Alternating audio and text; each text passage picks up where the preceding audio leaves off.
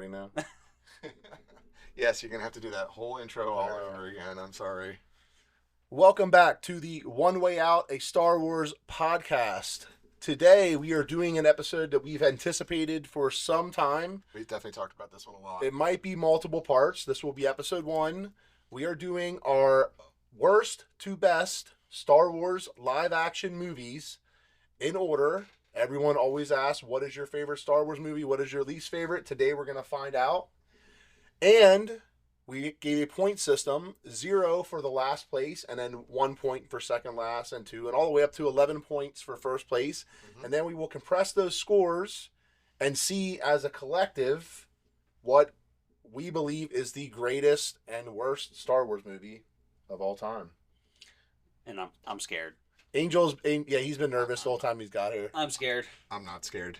I'm not scared. I'm not scared. But yeah, super excited for this, and we have Logan here for the first time. Logan is my son.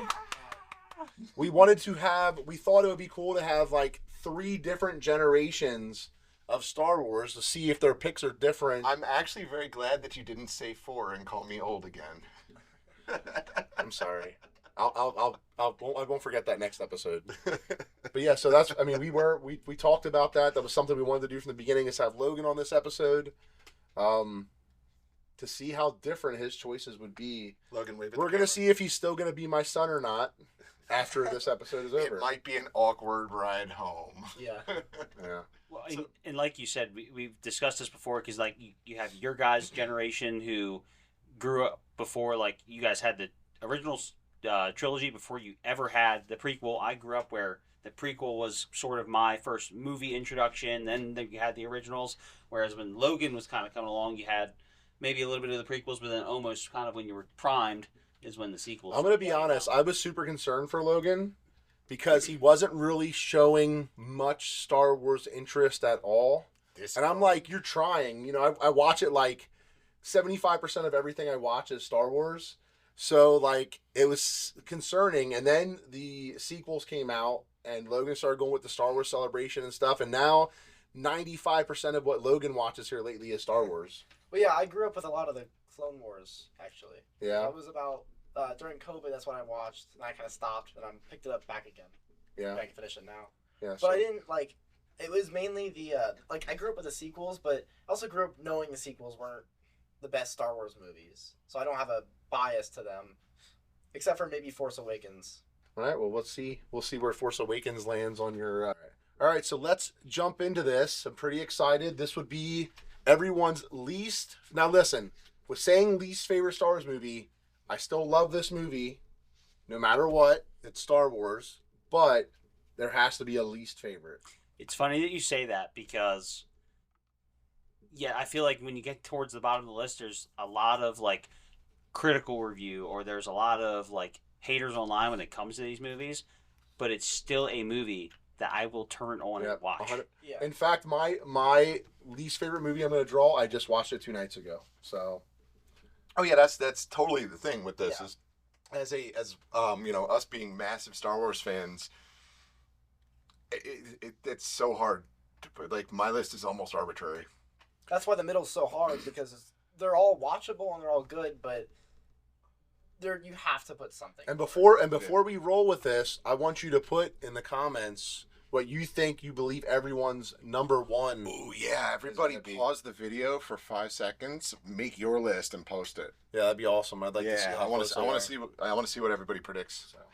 All right, so here we go. Our least favorite Star Wars movie. Okay. In 3, 2, 1, go. Wow. All right. What do you got over there? Last Jedi. I got Last Jedi. We got Last Jedi, and I knew you were going to pick Attack I of the knew you were going Clones. to do Attack of the Clones too. I actually didn't. I'm kind of shocked you didn't.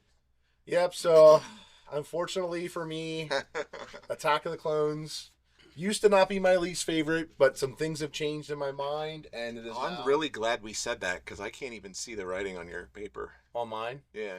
Do a little turn to the side, and turn to the other side. Wait. Yo. All right, yes. There you go. All right, so yes, I chose Attack of the Clones. Okay. That's Well, my... Well, you're the odd man out here, so why don't you do some explaining? Yeah, explain. Yeah, I guess we explain have- You yourself. can put them all here. Yeah, we have them scored up, so I guess that's not gonna affect it. As far as explaining, see, it's hard. It's hard to explain this because if I explain this, I give something else away. But I will. I will just say, I think. As far as like visually, I think Attack of the Clones is the worst Star Wars movie visually, and the Geonosis stuff with Obi-Wan always looks, and the whole droid factory always looks so fake to me, and it just made it hard for me to like really get into that movie as being a believable story. if So that makes some sense. of the CGI, you think you rank it there because the CG, you think the CGI is subpar compared to the rest. Yeah, and I think the story. I think the story is very lacking and drug out at times. I still love the movie. If I could pick things I dislike the most about a Star Wars movie, it would be this one. Okay. I mean, I can definitely agree with the plot having some okay, come on, let's go points for sure. Yeah, I mean it has some awesome stuff too. I mean, like the Jango Fett stuff's all awesome. The birth of the clones. Mm-hmm. I mean, we love like all the planets are awesome. I just once again, it's Star Wars. I love everything Star Wars. That's why this was not easy for any of us to make this list. So Yeah. So when it comes to Attack of the Clones, like I get like the CGI being bad and that's obviously something that is like very much talked about. People say that like some of the characters look like they're more like out of a video game than they are actually like in a like CGI like based Lucasfilms movie. But the reason I don't have Attack of the Clones lower is because, well, let's start with a different segment. Let's start with saying that the reason I would put it low, like you did, is because I think that the romance between Padme and Anakin. I thought you were gonna say between Mace Windu and Dooku. I mean, I was there for that one. It makes my skin crawl sometimes. It's a just little bit cringy, but I think that Lucas intended it to be like that, and it played worse than he. because how old is Anakin supposed to be at the time? 18. Yeah, I think he's supposed to be 4 years younger than Padme. Padme's in her Yeah. 20s at that time. Yeah. Attack of the Clones. Wow. Yeah, she's like 22, I think. I think they're 5 years apart. Is it 5? In the first movie, he's 9, she's 14. Okay. Weird Al. Yeah, I mean the cringy part though, like Greg said, I agree with that, but I like you said, I believe it was meant to be because like Anakin did not have these experiences of like growing up with like, you know, in fact he never probably thought of girls that way at all. All he probably thought about his whole life was Padme. You are in my very soul. Yes. All they had to do is give the dude a retainer, and it would have just been. All right, well, so we heard why this was the last movie for me. What about you guys all with The Last Jedi? I can't find a single thing that is memorable from the movie. Like, I just can't. Attack of the Clones, I think, is memorable to me because there's so many heavy moments in that. Like, you see the clones being produced, you see the Separatists being produced, like the droid army. You see, like, the First battle of Geonosis. yeah, you see the lead into the Clone Wars, and I love that. And We also see how weak Jedi actually are. yeah, I guess. Hey, not all of them can be Obi-Wan and Anakin. That's true. And Padme, for some reason, she survived it, but whatever. It's But, aggressive negotiations. Leave it alone. Yes. I do like The Last Jedi. I just can't. There's not a whole ton from that movie that was like. I don't think when I rewatched it blew me away. Yeah, I mean, I disagree with you a little bit. I think there's a lot of memorable moments in The Last Jedi, but not compared to some other Star Wars movies. I think there's just a lot that there's a lot when I start to think about the movie from a technical standpoint that just starts to bother me about Last Jedi. Like, I feel like the list kind of goes on and on. Like, one of the things that drives me nuts is when Kylo Ren is kicking Rebel butt and is basically wiping out their entire fleet, and they destroy all of their fighter capabilities. They pretty much wipe out a good amount of their like they wipe out their main frigate or whatever the main command ship is there. They're wiping out but there's like a medical ship that they eventually destroy later. But like they're putting a beating on with just Kylo Ren and two freaking bug flying around me. And the set is built in farmland, and it is fly season, so I'm sorry. It's from Geonosis. I'm under attack. Maybe you should bathe before we do the podcast. Hey, why do you think I was running wild? Smell pretty boy. So I felt like he was successfully wiping out their entire fleet, and then they were just like, "Come back! You're too far. We can't cover you." It's like, were you really covering him before? I feel like he was just wiping out the rebels by I himself. can agree to that. And then like the whole hyperspace thing, like which I think is just like really visually cool. I think that scene, like in general, like where she turns the, I can't remember what her name is. Haldo. Yes, General Haldo or Admiral Haldo. Admiral Haldo. Yeah. Admiral waste of space. She turns the ship and basically goes into hyperspace and blows up that entire fleet. Yeah. I think it's a cool scene, but then like, why didn't the rebels just do that to the Death Star? Why didn't we put a droid in every ship Yeah. and just fly through every ship? Okay, rebels, here we go. We're just gonna win with hyperspace. Do you know how many B-1 battle droids we could program to fly ships through things? Yeah, they use hyperspace in their separatist ships. They know how to use it. So like that's an issue. Well, I mean, they did kind of like in Rise of Skywalker, they do kind of try to fix that a little bit by saying it's a 1 in a million chance. You know what I mean? Say they do. Hey, I mean, That is one of my biggest beefs with that movie. One of. When hyperspace is explained in canon, in all of the different sources that they do hyperspace in, the Holdo maneuver is not even 1 in a million remotely possible. And cool scene. CGI was outstanding. It breaks the lore of the universe. but when do they explain it in canon? It's not explained so much in the movies as it is in the books and stuff. Well, that's what I'm saying. There's like hardly any canon books. There's enough though, and in some of the other Clone Wars stuff and everything else, they don't out and out say it, but it is explained enough that it's not possible. And if you haven't seen any of our prior episodes, if you're new and this is the first one, Greg's a big physics guy. He wants the physics of Star Wars explained. He wants Well, I had that. he wants concrete proof. Damn Kessel Run. Parsecs are a unit of time, or a unit of. They're not a unit of time. They're a unit of measurement. That's a good thing. There's a lot of times that words mean multiple things. Well, in the human scientific community. Well, this was a long parsec time is ago a in a unit of galaxy adventure. far, far away. Yes, a unit of adventure. I said so. It's a unit of distance, not a unit of time. But it can be argued that he found the shortest path through the Kessel Run. Therefore, the parsec thing works. So back to The Last Jedi. Okay. I just this is actually something I despise about the movie. I hate the entire Canto Bite casino thing. I can agree with that. That's my least favorite part of that movie. 100%. And I am not. It has absolutely zero purpose to the story. It did not help the movie in any way whatsoever. The characters aren't fun, and Del Toro's character is a complete waste of a good actor. Exactly. He is the most underutilized, potentially really great character. And in my opinion, that says a lot for the underutilization of characters in the sequel trilogy. You know what's crazy? Not to skip off topic a little bit, but Lucasfilm and Disney are like, they scratched a bunch of characters from Ahsoka season 2 because they can't afford budget, but they hire someone like Del Toro to play a character that wasn't even enjoyable in any way whatsoever for a $300 million movie. Yeah. I didn't like the slow bombers. I enjoy the bombing scene. I think the entire first part of the movie, until that scene is over and they end that initial fight, I actually really enjoy that part of the movie. I think it kicks off really hard. I just really feel like they should have been faster. That's all. That's my only complaint about them. They should have been going faster. I can't say that necessarily bothers me. It's not something that breaks the movie for me. No, I will absolutely agree that's not what breaks the movie for me at all.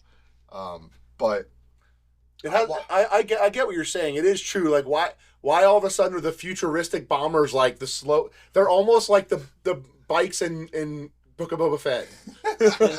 They're actually hot air balloon bombers. That's why they were taken so Yeah, but long. we do have one of the coolest scenes in Last Jedi in the beginning, especially. I love the whole Poe Dameron talking crap to Hux in the beginning. Yeah, that was. I think that part's so fun. See, He's like, and- I'll wait. See, and that's the thing about that is that when that opening scene came up, I was like, all right, let's go. And then Yeah, I agree though. I guess it was Angel that said it about the Canto Bite stuff. That for me, that's a hard pill to swallow in that movie for me. The Master Codebreaker. Yeah. I hate Rose's character. Like, if there's a character in the sequel trilogy I don't like, she's the least favorite character. Well, it just also didn't make sense. So like, no one knows the name of this person. You'll only know him by The something on it. the lapel bloom or whatever. Yeah. It's like that's the best we could come up with is like not by a big scar on his face or something. Like the only way we know him is like he just. What if he didn't wear it that day? or what if they confiscated it because he was in jail? Like, yeah. Anyway. Well, the thing is, the guy they went for wasn't even the guy that. Yeah, it wasn't even the guy they used. Correct. Yeah. So Logan, we didn't hear from why is this your least favorite? I think it is. It's just a sequel movie to me. Like everything. I didn't like that there were some things in the movie that technically didn't make sense. I didn't like that there wasn't a whole lot from the movie that I thought was, like I remember like Attack of the Clones. I thought that there was like I said, I like the relationship with Padme and Anakin. Like I like that heavy moment at the end where they get married like secretly. Like I think that's a really cool scene. But I just couldn't with those moments. I couldn't put it below the Last Jedi. And you also deal with the complete turnaround and dismemberment of Luke Skywalker. Mm-hmm. That is not. I'm sorry. And this was also I needed a better reason for that. when you say about the dismemberment of Luke Skywalker. How about the dismemberment of Finn? I mean, we've literally now had such an enjoyable character from The Force Awakens completely destroy his character with any just real nothing. purpose. And they allude to stuff with him that Well, they not only don't that, answer. they turn him into a coward again. Mm-hmm. Was it because like why are you backtracking on making him like a coward again like that? He was over that. I mean, he was a hero in the first movie. You know, I didn't agree. His character, I didn't agree. I feel like they tried to turn him back into the comic relief. Yeah. And it was a. Well, then they shouldn't have. They shouldn't have killed Harrison Ford in the first movie. I agree. You know, they could have kept him alive for all three movies to be the comical relief. Yeah. You know, just a thought. I thought the skiffs, like they're riding around, like on the what's the salt planet called? Help me. Crate. Great. So I thought the skiffs that they were out on, cool. thought that was cool. Like visually, really, really cool. Like the way that like the salt rocks turns like red. I thought the walkers coming in were really cool. Honestly, Adam Driver's the thing that like saves the sequels for me. Yeah. Like his acting is just awesome. I very in much everything he enjoyed Adam does. Driver in those movies. Him, I say him and Oscar Isaac. Mm-hmm. They steal the show, acting wise at least. Oscar Isaac kind of loses it for me in the last movie, In the last movie. but the first two, yes. I Yeah. enjoy his character. One thing about The Last Jedi that I think a lot of people miss, and I know some people have controversy over this, I loved how Kylo Ren killed Snoke.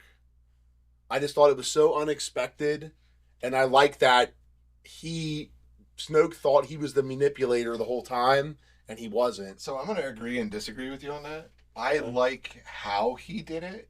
I don't like that he did it. I feel like there was a much better plan in place for the sequel trilogy, and that. Oh, I would bet good money that that's not part. When Rian Johnson decided I'm making this movie, I'm going to destroy everything he's already wrote. Yeah. I guarantee he did not die in that movie originally. No, he was the big bad.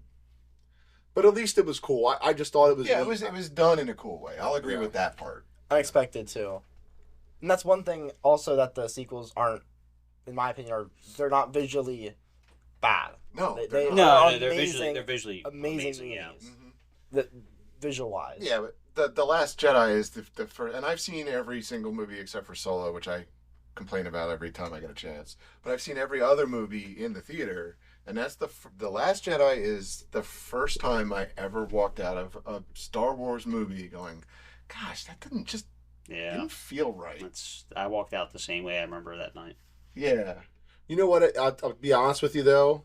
once again, I mean, it was the same with we talked about recently, Mandalorian and Grogu. Like, I love had so much Mandalorian and fun with Grogu, but the first time I watched it, I was anticipating so much, and it's hard to live up to my anticipation. And then when I watched the second time, it's like, okay, I loved it a lot more. And I did feel that way about The Last Jedi after I watched it many times over the years. There's always going to be things you don't like about the movie, but I've accepted that it is what it is. Correct, 100%. And that's pretty much, I think, where most people who can find enjoyment out of the movie are at with it. Like, you've seen it enough times. Like, you accept the things that you, like you said, that you expected were going to be better. You expected a certain story to go a certain way. Like, Well, obviously, we all want Luke to be better. Yes, I agree with I mean, I don't think there's any Star Wars fan in the world that was like, oh, that's awesome what they did with Luke. No one is ever going to agree with that in a million years. You know, that's why it was the best Luke Skywalker we've ever had is in The Mandalorian Season 2. So Yes. that's the Luke Skywalker that we've all We wanted to deserve. see our whole lives. a Jedi. Yeah. As a full A- power. A Jedi. Yeah. Mhm. Before we move on, so the cool thing about The Last Jedi, even though I marked it as my least favorite of the Star Wars films, I went to where Luke Skywalker was in exile. Yeah. That is in Ireland. It's called Skellig Michael. It was basically an island where a bunch of monks went off and were doing their, I don't know, is it a monastery or some type of... monk stuff. Yeah, monk stuff. They were doing monk stuff. But they built like those like little stone temples and stuff there. So you have to take like a boat out from, it's Portmagee in Ireland. It's like on the basically the southwest tip of Ireland. You basically take a hour-ish boat ride out. You get to tour the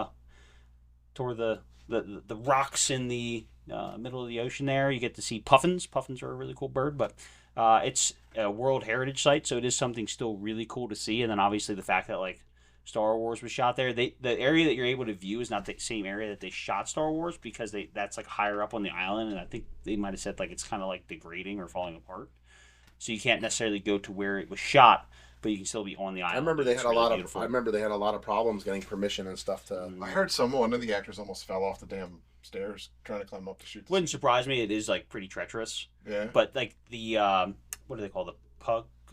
Ports. Porgs. So the porgs are based off of the bird, the puffin, which are I was actually native going to to ask you that that. Yeah. so just a cool little side story. All right. So Definitely something to. number 9 for everybody, since we Number 9. Second last. Second last. There's 11. There's 12 total. You're right. He's a physics guy, not a math guy. Yeah. I don't know if I'm Alright. even much of a physics. So guy, if I'm being our honest. second least favorite Star Wars movies in 3, 2, 1. Hey, there you are, Paul. Last Jedi. Almost all different. Attack of the Clones. So we have two down there. Rise of Skywalker. Rise of Skywalker. Okay, that's interesting. Okay, so now we have. Turn them so that we can. We have. Okay. Good. Okay. So you've had two people drop Attack of the Clones. We've all now dropped The Last Jedi, Yep. and two of us have dropped Rise of Skywalker. Mm-hmm. Yep. So, I mean, we've already pretty much touched base on the Attack of the Clones, and I mean, give a quick, Logan, why do you think Attack of the Clones is so low on your list? Basically, everything you said, the CGI was not. It doesn't look real. Like with the droid army. I believe it was all a rushed movie. I think that's what the problem was. He was in such a delay after Episode 1, taking longer than it was supposed to. It was like a rush to get him on and out on schedule. Yeah. And I think that's why that movie suffers so much. Mm-hmm. But basically, I enjoyed. Again, the moments in that movie are much stronger than in The Last Jedi, and I think that was a little bit of a toss up between those two. But I think that's what I decided on. Was just I enjoy the Attack of the Clones better. Yeah. Okay. And for me, once again, we pretty much touch base on many moments in The Last Jedi, and visual mistakes bothered me a lot in the movie Last Jedi as well, like the fight scene with Rey and Kylo Ren, which was Could have guys. yeah, which was cool, but it could have been a lot better with a lot of like, why is this guy dancing over here? Why is this guy not stabbing her? He's got the kill shot and he moves Yeah, like away.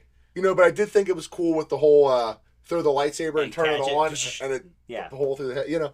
It just there were some mistakes. I just feel like this day and age in movies, there should not be mistakes like that you edit out to make and like try to fix by Yeah, you should have choreography mastered when you're putting out a Star Wars film nowadays. for $300 million or whatever it costs to make. It should not be to the point where exactly you have multiple scenes where there's guys just dancing around in the background. And you're like, what's that guard doing?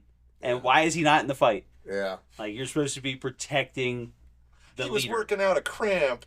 Yeah. So, I mean, like I said, we've already touched base on Okay. a lot of the things with The Last Jedi, why it's my number 2 on my list, but we're pretty much excited. I want to hear why you guys have Rise of Skywalker so low on your lists. Okay.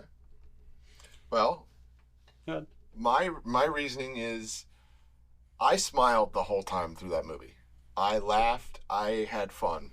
I've only seen it once.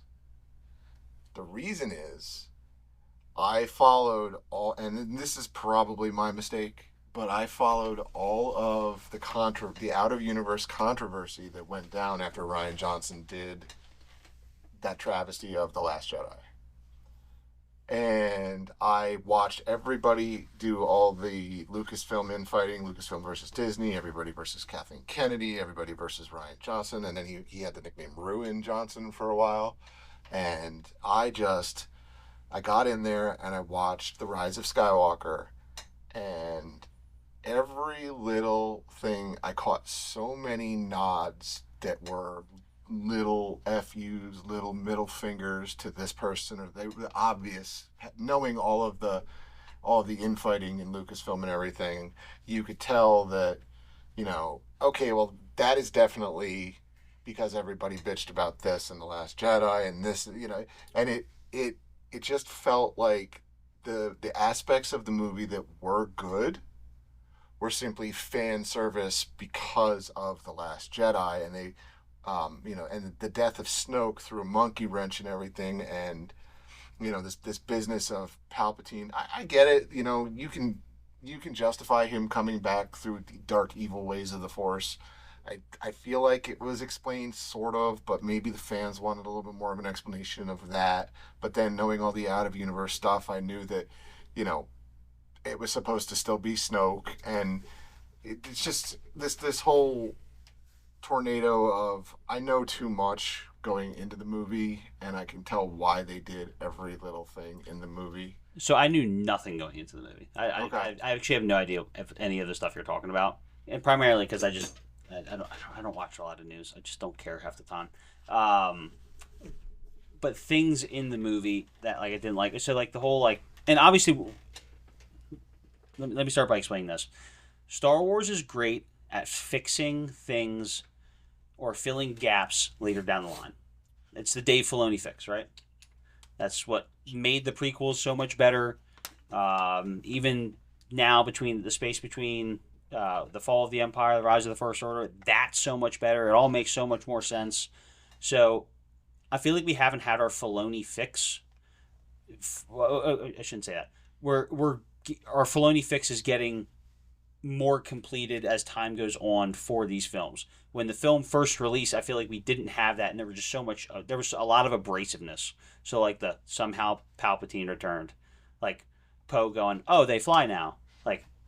Okay, but you have to admit that is a funny line. I don't think it's funny. I thought it was fun. I say it too often. I say it a lot. I'll be like, "Oh, they fly now," but I say it very tongue in cheek. I say it because I have opinions on this movie, but I'll wait until I pull it up on my thing, because I have an opinion that bothers me more than probably any negative thing we said about any Star Wars movie so far. But I'm wait till I pull the movie out of my hat to talk about it. Stack.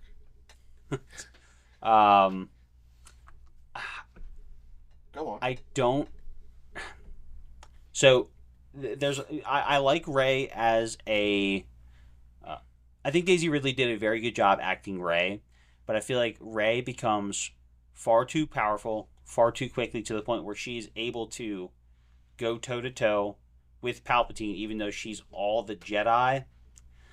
There's a lot of things that just it feels like it's a stretch for the movie. I don't like the horses on the freaking Star Destroyer thing. That drives me nuts. That's ridiculous. Did you see the fan edit? I know Greg did, because I think I showed it to him. That was actually super awesome, where it shows all the Force spirits behind Rey pushing her towards Palpatine. Yes, Like that would have been awesome. far much better. Like that, yeah, that would have been unbelievable to have all them people through history of Star Wars there, like aiding her. I do want to know more about all those people in the crowd, like the Sith crowd. Yeah, we don't. They just all died. Yeah, you have no idea who they are, like The what they are. Emperor dies and the whole building just collapses and kills everybody, but Rey. It kills everybody but Rey. They were on vacation. And I think, personally, probably my biggest disappointment of the movie is like how they like find the Death Star and where they're going, like the whole knife thing. It just doesn't make sense to me. Like, what are the chances are that like you're gonna have this random knife that some guy had, and the knife's gonna have etchings in the side of the knife, and that Death Star is not gonna change in the ocean. Like it's not gonna Never gonna sink. It's not gonna sink. It's not gonna move. Rust away. And we're gonna go stand in the perfect spot on the entire. Because are they on Endor?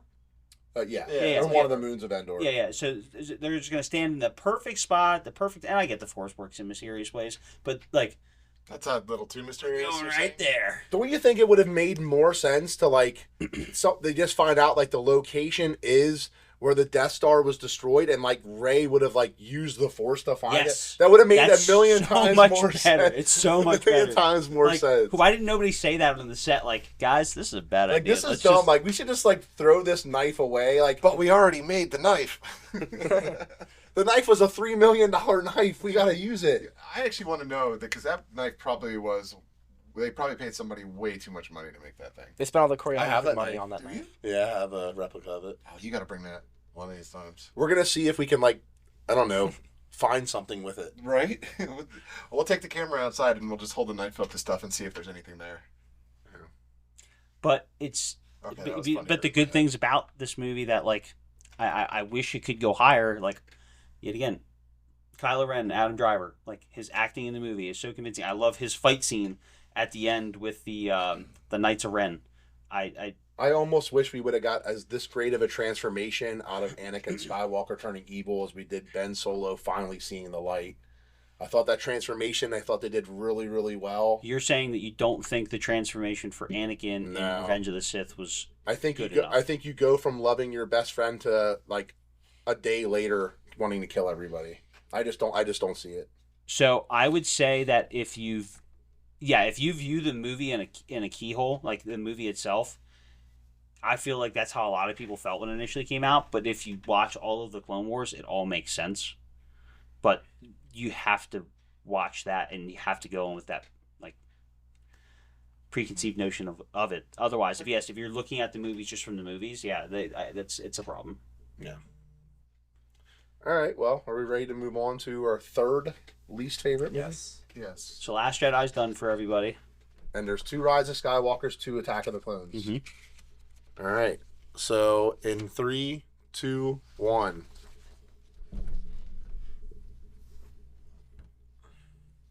Oh, you put all of the sequel trilogies in your Bottom three, yeah.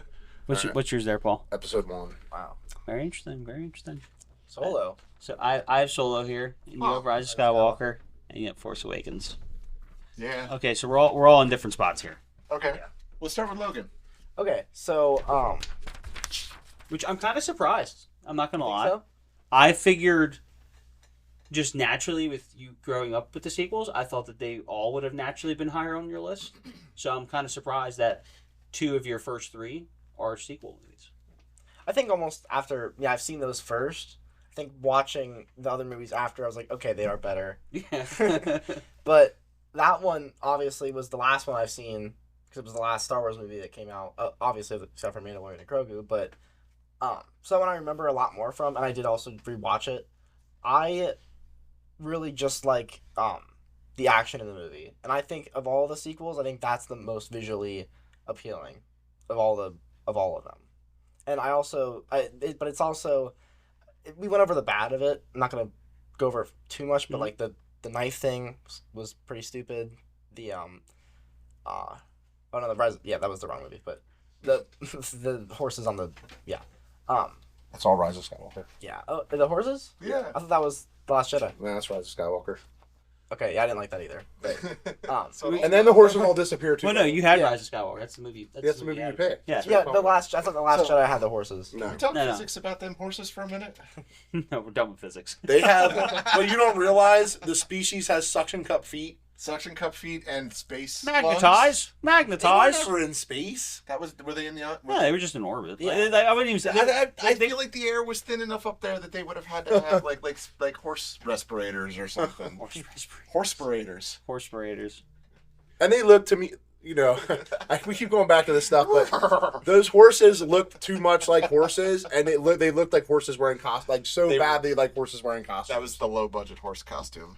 But I know a lot of people would disagree with this, but I do like the fight scene with Kylo Ren and Rey on the Death Star. I enjoy Oh, it. yeah. I like that fight scene I a think lot. that's a good fight scene. I think that's a cool fight scene. I also like the scene. I don't know why I do. I like the scene where Babu Frick erases C-3PO's Oh, memory. Babu Frick's awesome. Ba- Well, I He's like- one of the coolest characters in the sequel trilogy. That cool that now they've made it to the Mandalorian and the Yeah. Mandalorian to Grogu movie. I like that scene a lot too because it's kind of Bye baby,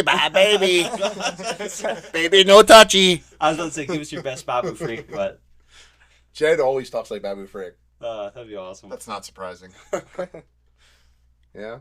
But yeah, that's why I would put that higher than the movies I already said. Okay. Yeah, I'll go.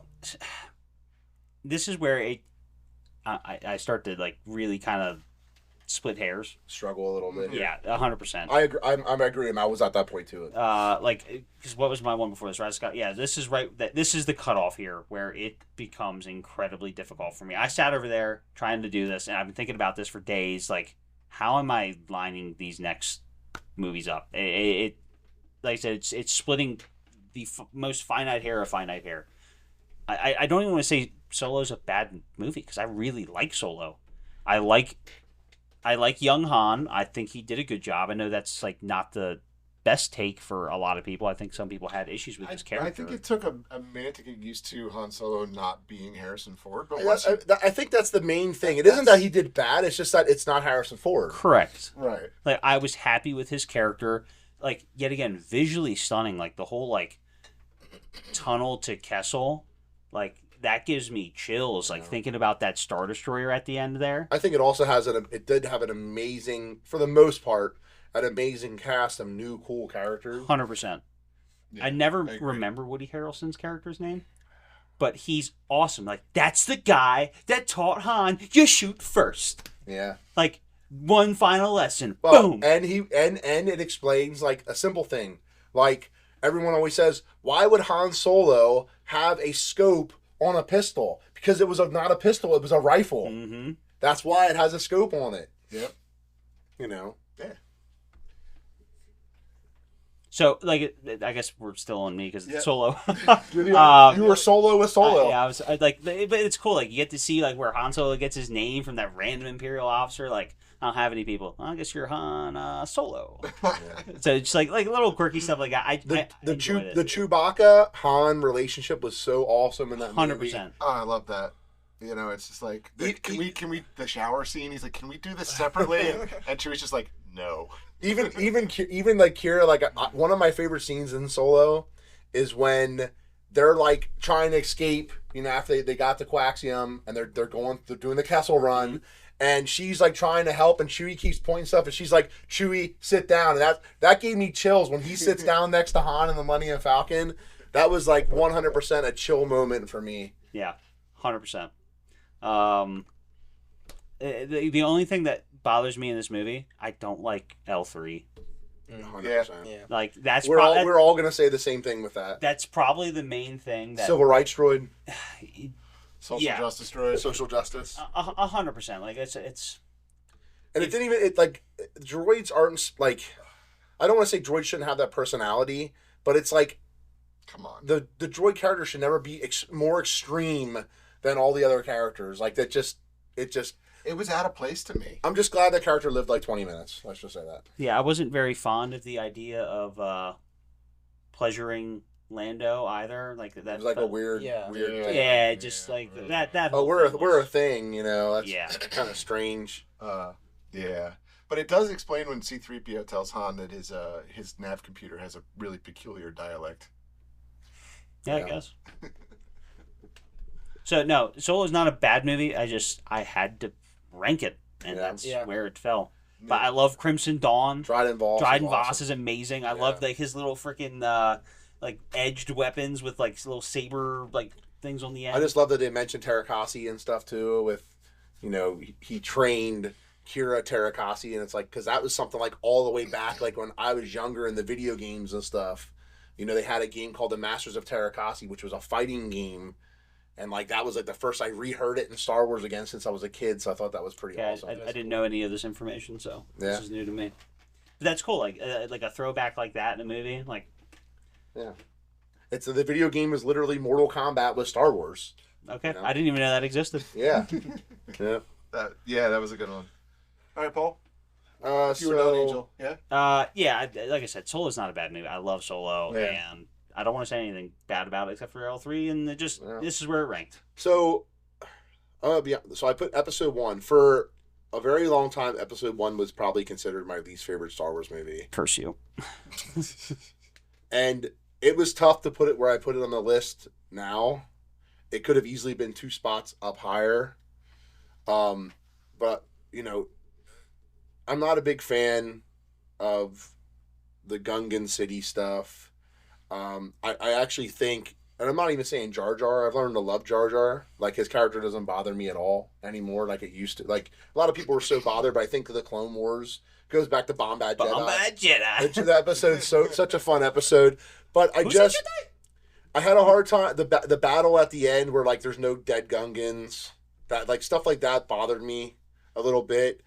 But the reason why this movie would never be my least favorite ever again, no matter what, is it gave 2 of the greatest Star Wars characters of all time in Darth Maul and Qui-Gon Jinn. 100%.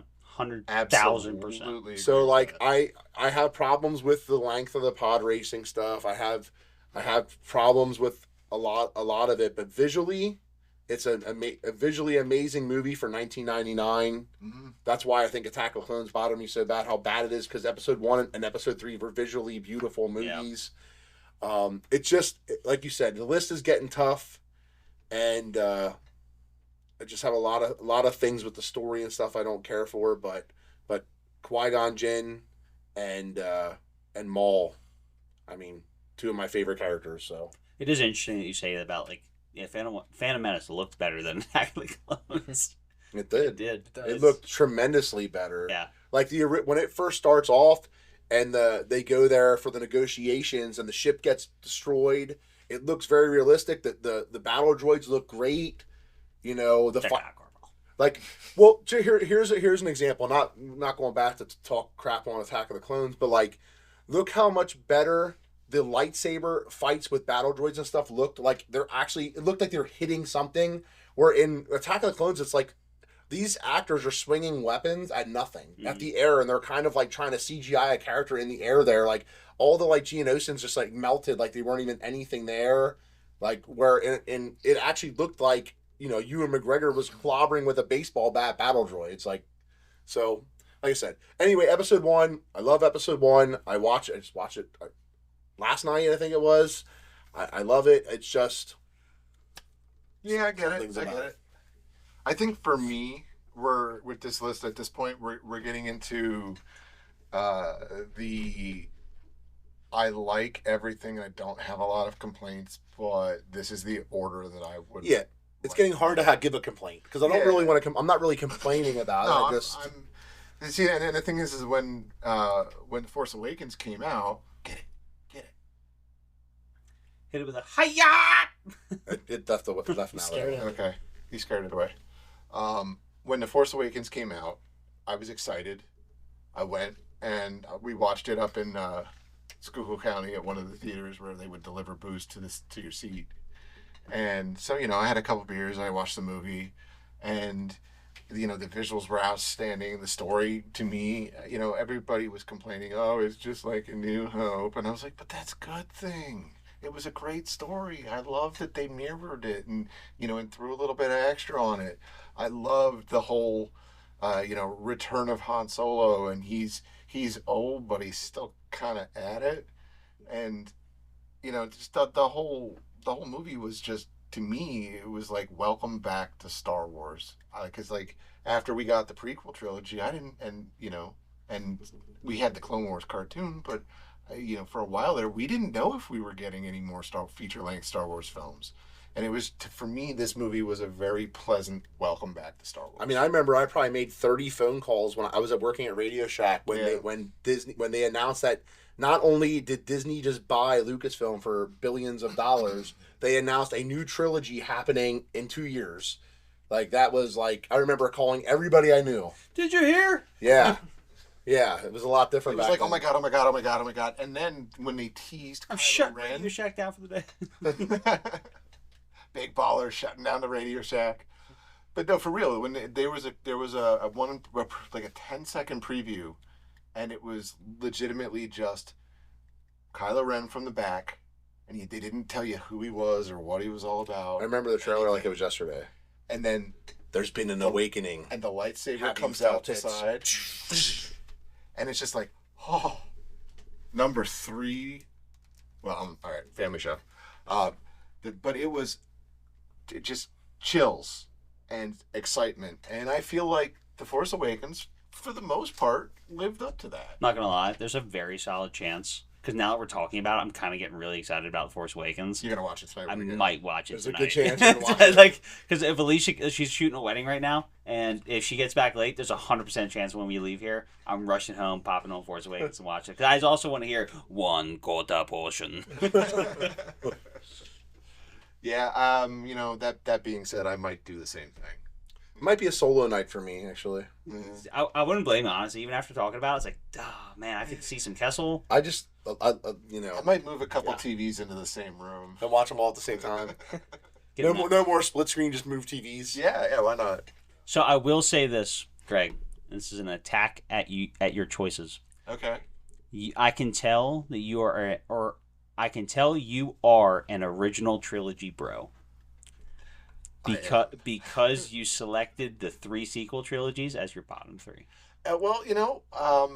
I will fully confess that you are 100% right, and I don't take that as a dig. I take that as a compliment. All right, good. Because I was, and I've said this in previous episodes, I was 100% raised on OT. episode 4, 5, and 6. Yep.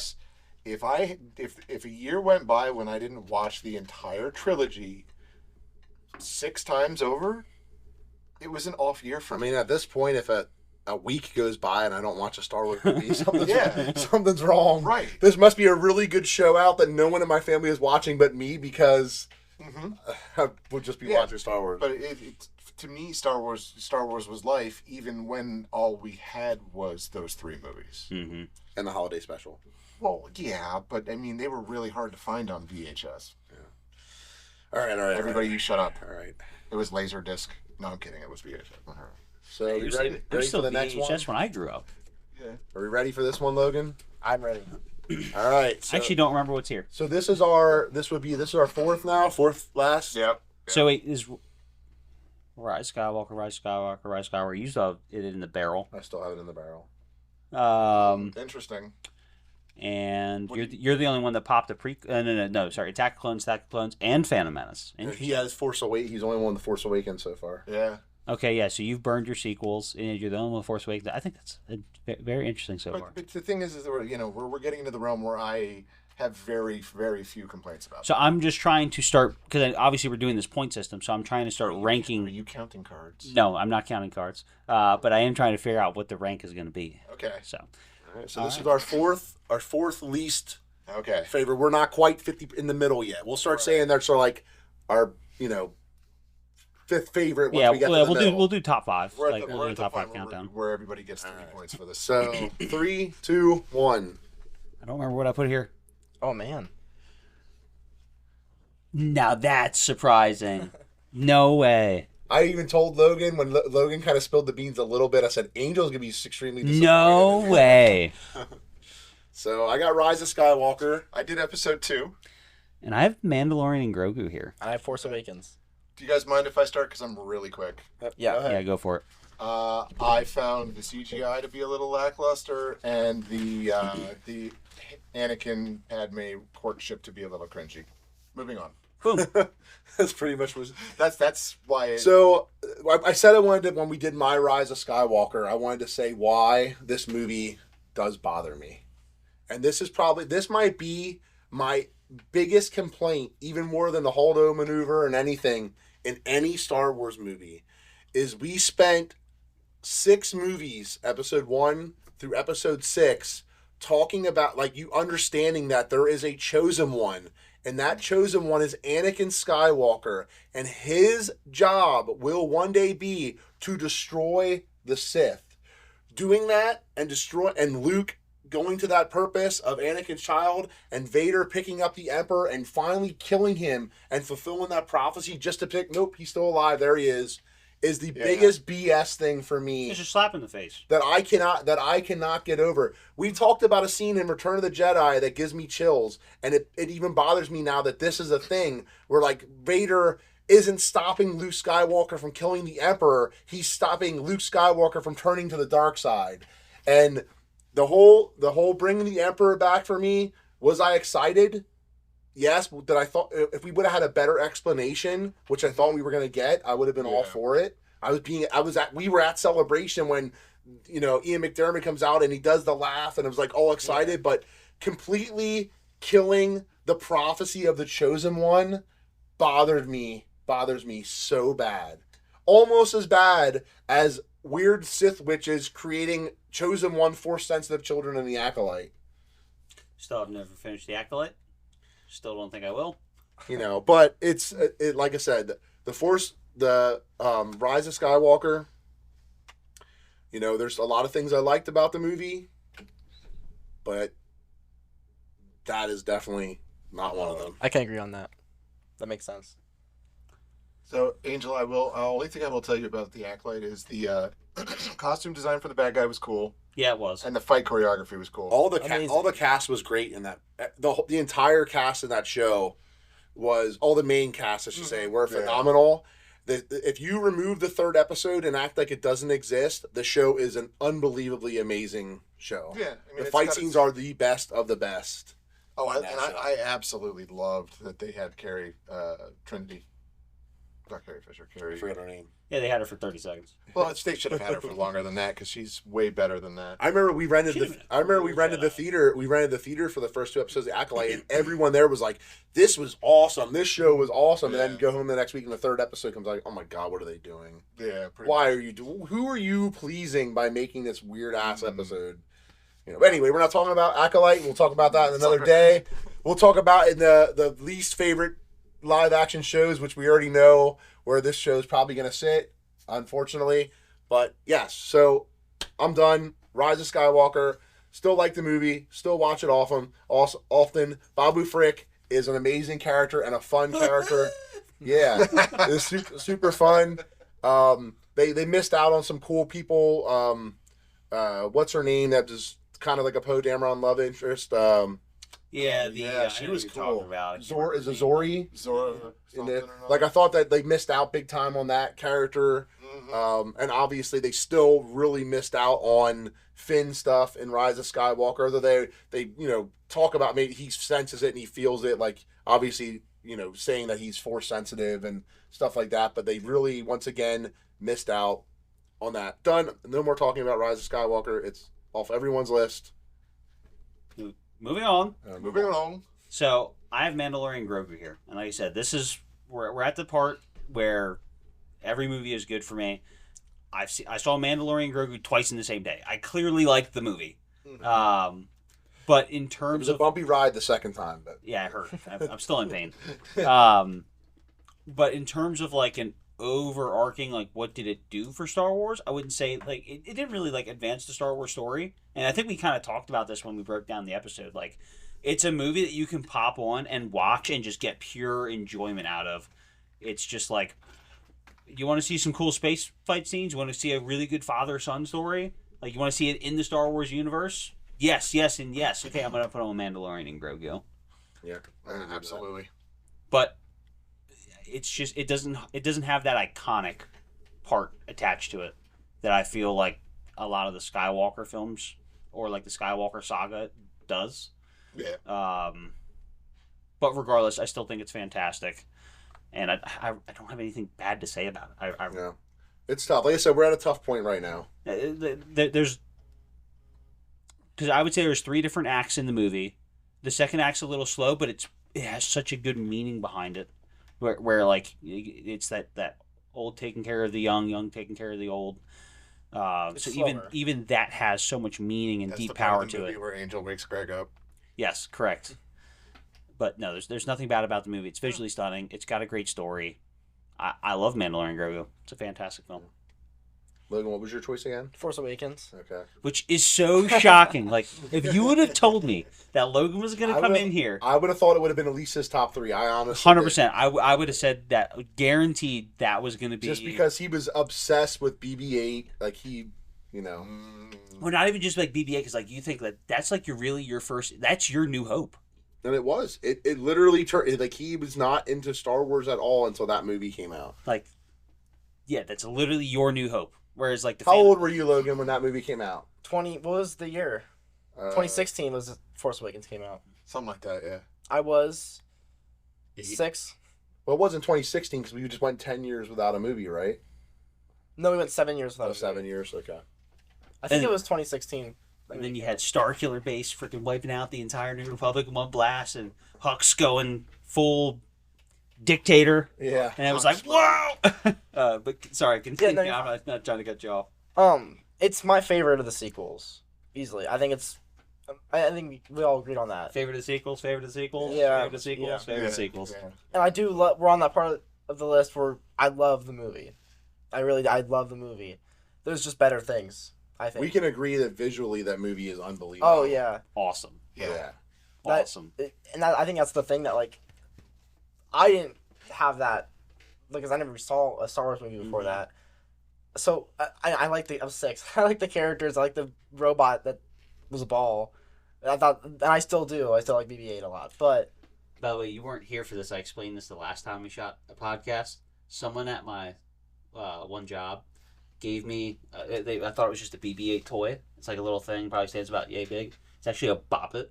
You know what Bop It is. yeah. Oh, So, Have you That's beat it yet? I haven't been back. Oh, yeah, that's right. But yeah, so you push its like BB-8's base for Bop It, and then the other you pull his head for Pull It, and you twist his head for Twist It. It's only 3 things. it's gonna sound crazy, but that sounds too familiar. Like I feel like I also had that. Probably. I mean, like I feel like it sounds too familiar. I feel like I must have had something. I don't know. I don't I remember if think we I did did. or not, but I kind of think I did. I think we should buy it again, though. I think we should play it. Because I got to beat Angel School. The next time I go, I'll probably bring it back with me. Oh, my You got to God. bring it on the show, bro. 100%. We'll have a mini competition, and you guys can guess who will get the most. All right, so we done with that round? Well, I'd like to add something Okay. to it. Looking back on it though, like the movie, 2 years ago I wouldn't have said this, but the movie was just so. As a young age, it was very magical to me. It was visually amazing. My first Star Wars movie. It got me into Star Wars. I do love that, and that was the whole reason. I could have said no to going to see the movie. I think I would have picked up Star Wars later, but I don't think liking Logan Star Wars- also, and I'm sorry to cut you off, Logan. I didn't No, you're mean to, fine. but like, Logan loved Finn.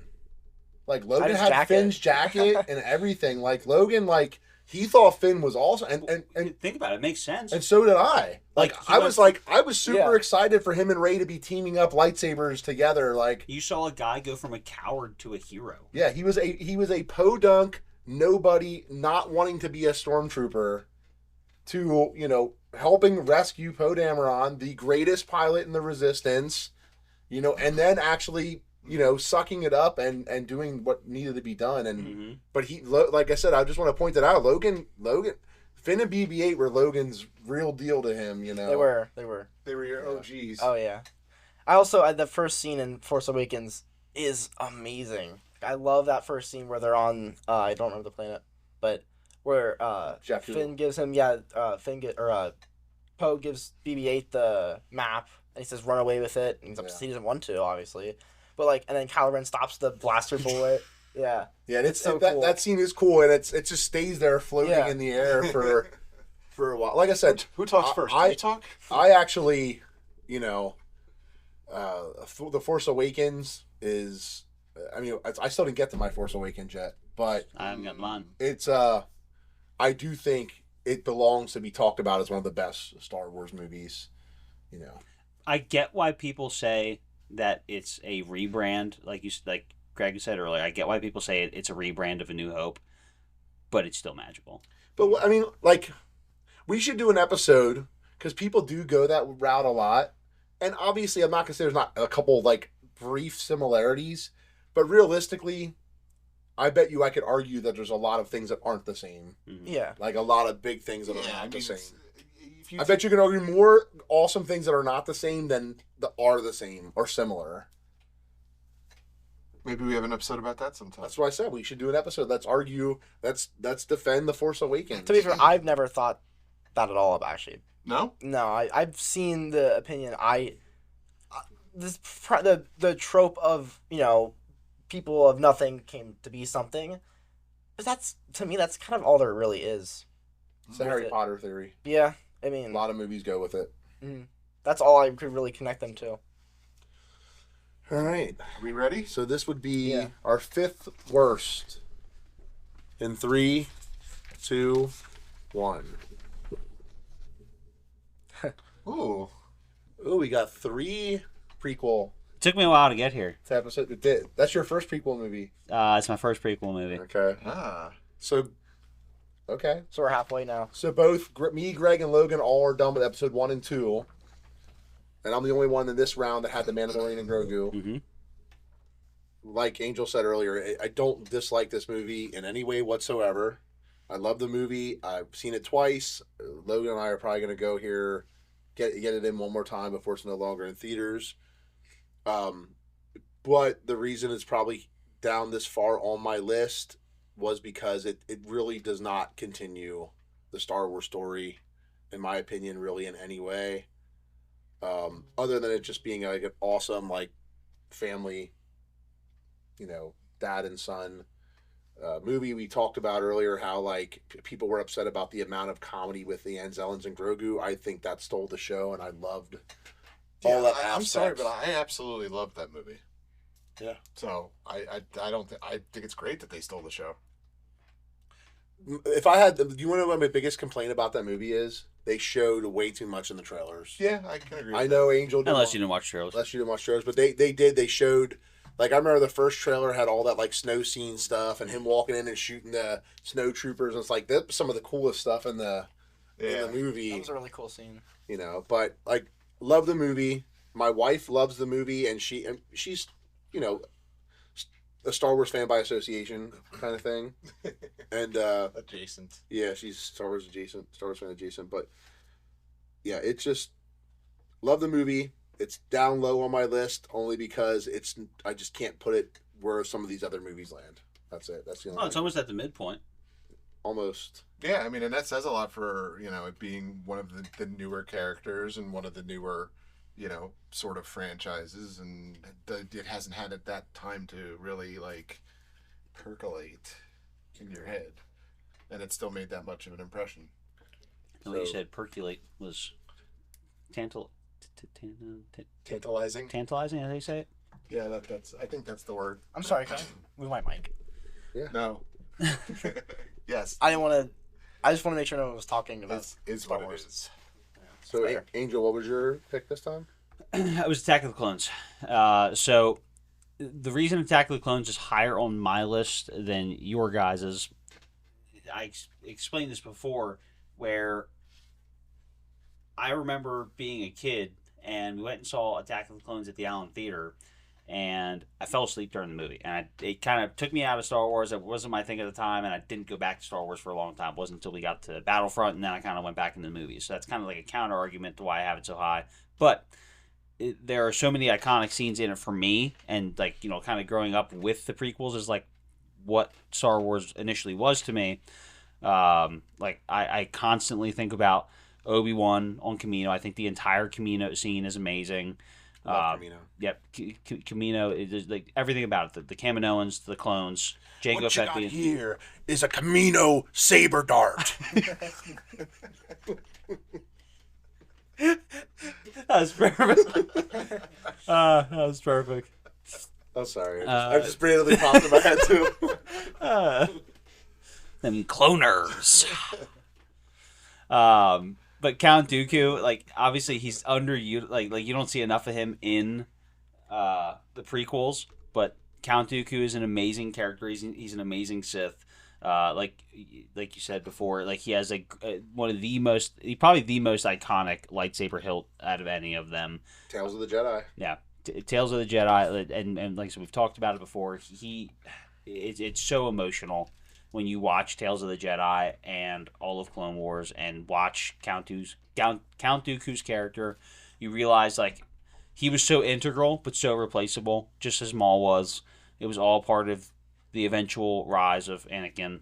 No, I loved it. And like I said, you do have those really campy scenes with the romance. You have the campy scenes, and like you said, I remember like a conversation we've had before was like, how does C-3PO holding on to that droid that's taken him through the droid factory? How is Darth Maul looked better? Maul Shadow Lord looked better than the whole Geonosis scene in Attack of the Clones. correct? Won't argue at all. So Not one bit. No, I just enjoy Attack of the Clones. There's so many things that I constantly think about. It's iconic for me, and that's why it's higher on my list. Okay. So you guys both had what, episode 1? Episode 1, yeah. Yeah, and I think it's just memorable. It is a special place to me. With like the Lego game, I used to play that a lot, specifically that episode. And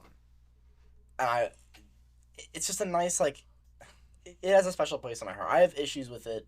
I don't like how Anakin saves the day at the end, but like none of these trained pilots do. Like, I have issues with that. I like Darth Maul. I like Qui-Gon. It introduces so many characters.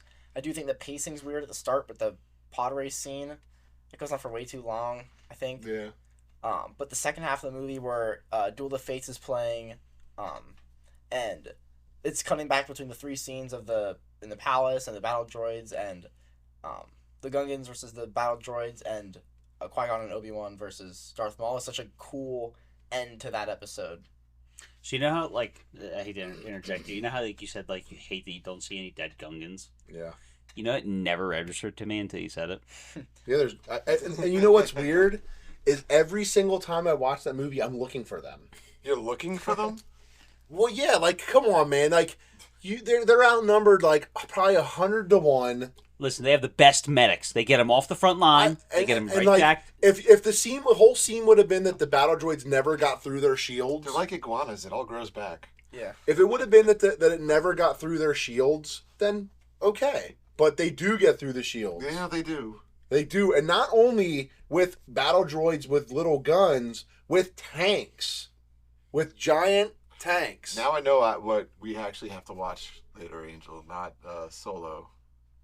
You have to watch episode 1 and look for dead guns. Yeah. Well, I just watched episode 1 recently. Not only did I watch episode 1 recently, we also saw basically the half of that movie when we went to go see the Maul Shadow Lord episode 9 and 10 release in the theater. We watched basically half the movie. Just because we just wanted to see Darth Maul at the end. Yeah. I can't blame you though. So Super iconic. yeah. One thing I will say, and I didn't mention it when it was my turn to talk about episode 1. Oh, yeah. I know it's Greg's turn. That's okay. Was I do extremely love the relationship between Anakin and his mother in episode 1. The whole stuff with them and Qui-Gon, like, I do love that whole sequence a lot. It might, other than the Maul fight scenes and stuff like that, it might be my favorite thing about episode 1 is that, like, it was actually very believable of her being a concerned mother and stuff like that. I think the Shmi Skywalker stuff was pretty cool. And it's very nice at the end where she's like, they do their last hug and she's like, just don't look back. Yeah, don't look back. Yeah, it's a really nice scene. I'm glad you pointed that out. Yeah. But it does show, like, I think they do a fantastic job of showing why Anakin can never let go of the attachment with his mother. I mean, that's why he goes crazy with. I mean, everyone will go crazy, but I mean, he made the Tuscans, you know. I mean, I identified with that scene. I'm not gonna lie. I think for he my turned the family- gun. He turned the Tuscan Raiders into orange goo. Yeah, and I think that for the people that I care about, I'd probably go that far. Well, you think that was all he really had growing up? Yeah, Because he didn't have a father. He only had his mother for the first, 9 years? 9 years of his life? no father. Well, the thing is and they do. That's one thing I think Lucas did do well with those movies. From the time you meet Anakin Skywalker until through Attack of the Clones was primarily about him missing his mother, having nightmares about his mother, and stuff like that. So they did do a good job at that. It was definitely a forefront theme for him. Yeah. Attachment, yeah. Mm-hmm. And then it transfers to R2 a bit. But that's not in episode 1. I both like and dislike this aspect of it.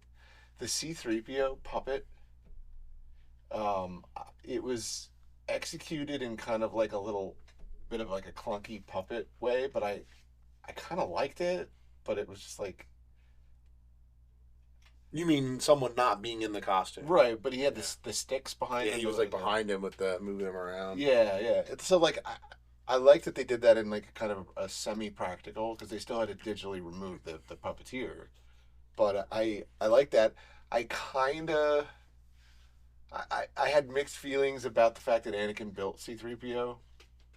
Like, in one hand, all right, that's kind of cool. But really? I don't know, like the chances of that, and then like meeting the character later and stuff in this vast galaxy, that'd be like going to a new planet for the first time, and you're like, oh man, I didn't know my high school best friend moved to this planet. You mean like in A New Hope when they find him on the Jawa, Yeah, I mean the sandcrawler? Yeah, the chance. Yeah, that's crazy. I mean, the argument would always be is The Force. the Force leads things together and leads people together and stuff like that. So. I was going to go back to saying like how like a knife would just line up perfectly with a bunch of crap in the water. Yeah, you know what? I'm all for it, Greg. This is a stupid argument. C-3PO was there. He made him. This is dumb. It's not as dumb as a knife finding. Yeah, on Not only the knife finding something hidden. If the knife, I know we're going back to, and we're all done talking about this movie.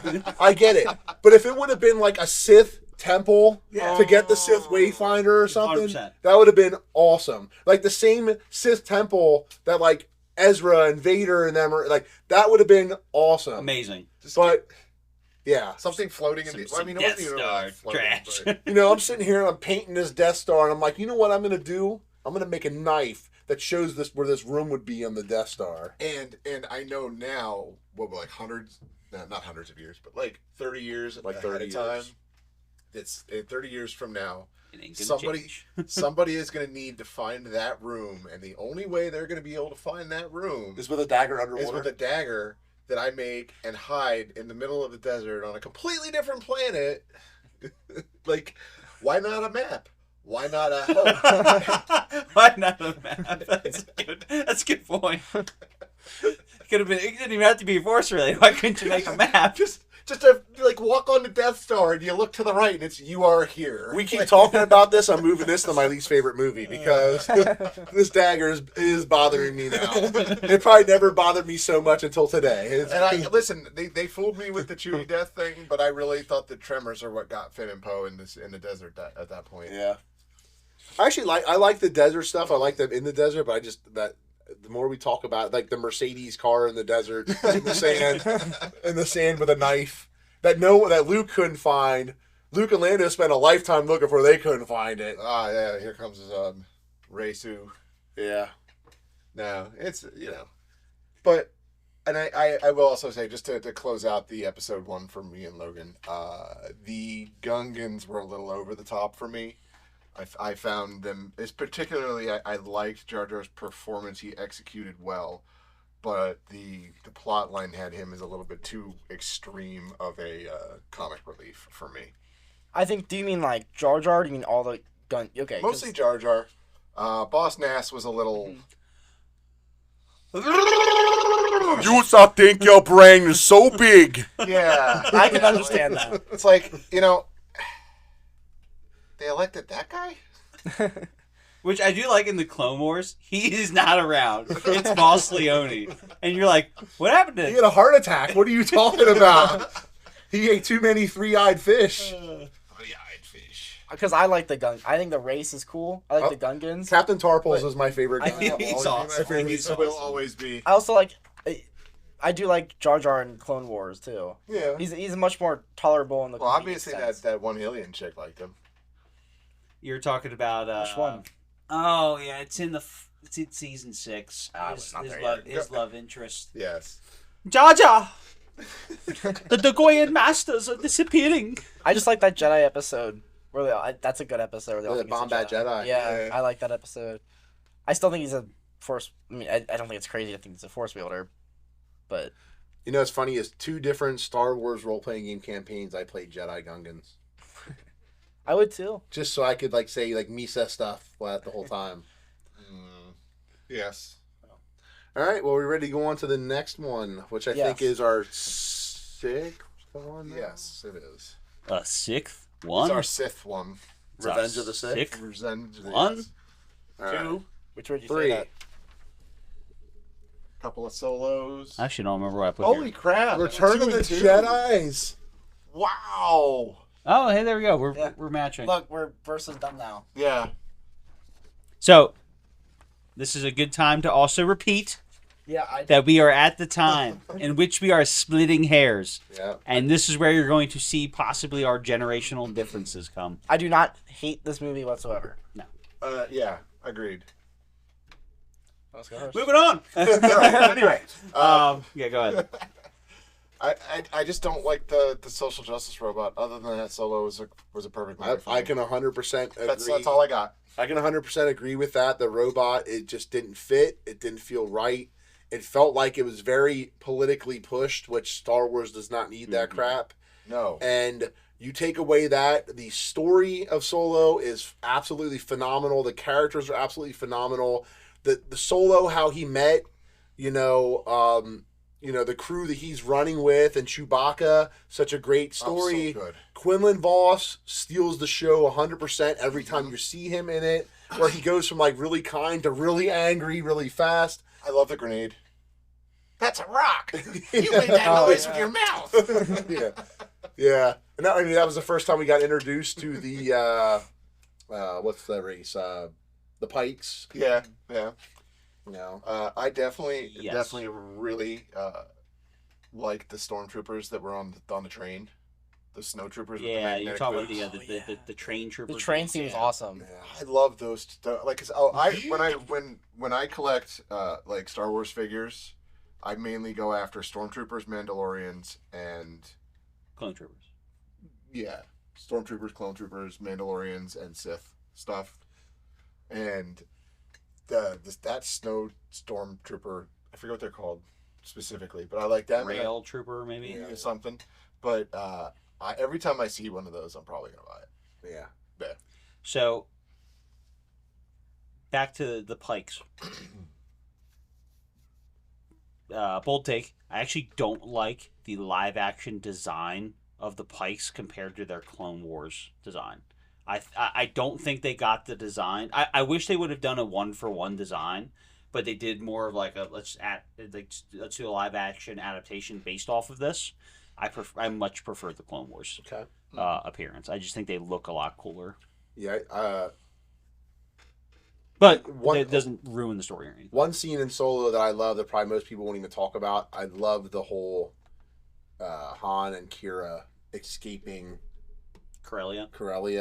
And how they're bribing the Imperial officer to let them through. That was really tense. I thought that was done really well, and I liked it a lot.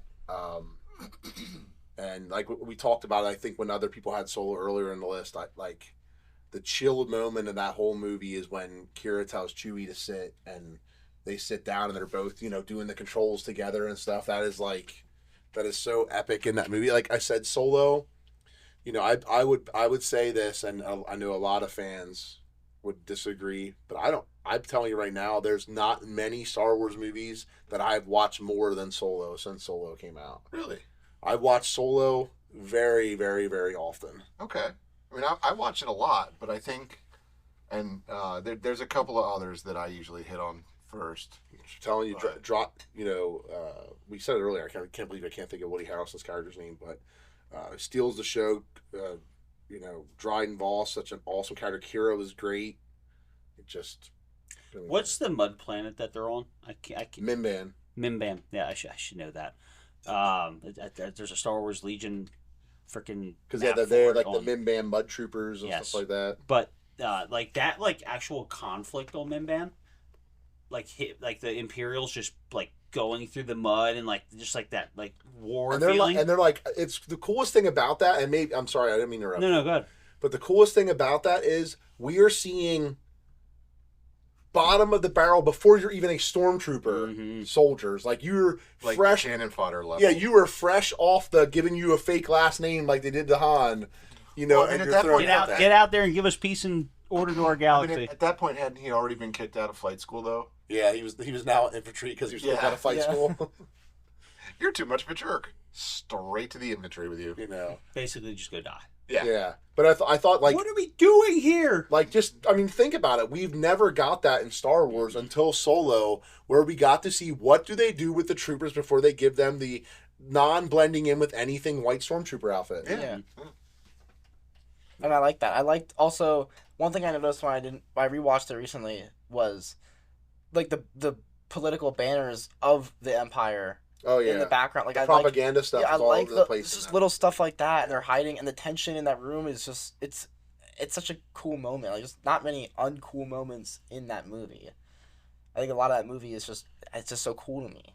Yeah, what the things we talked about before when it got brought up is just the little like nods to like questions the fans always had, like why does Han Solo's pistol have a scope? Well, it was a rifle, you know, things like that. Like, you know, I thought were awesome. I would think it was also awesome how the Millennium Falcon, we seen what it looked like when it was a new ship and had the escape pod and stuff like that. I thought that was also great that they did that as well. And it didn't look exactly like the Millennium Falcon we know. Yeah, it got destroyed and then fixed into the cooler version. That thing looked rough. Yeah.